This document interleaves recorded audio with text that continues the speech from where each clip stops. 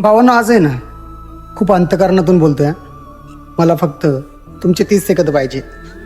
आपल्याला ना एक गैरसमज असतो, हा माझा तो माझा, पण सगळ्यांना आजमावून बसले रे. इथे कोणी कोणाचं नसतं, ना नातेवाईक, ना भावकी, ना आपला मित्र परिवार.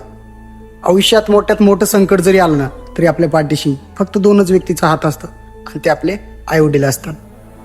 म्हणून भविष्यात जे काही करायचं ना ते त्यांच्यासाठी करायचं आणि त्यांच्यासाठीच जगायचं.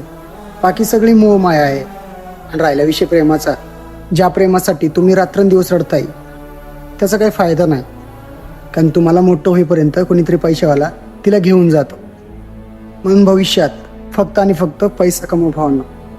पैसा नाही तर तुमची काहीच इज्जत नाही. कारण लोक मन बघून नाही तर आपलं घर बघून दारात येतात. जय रामकृष्ण हरी.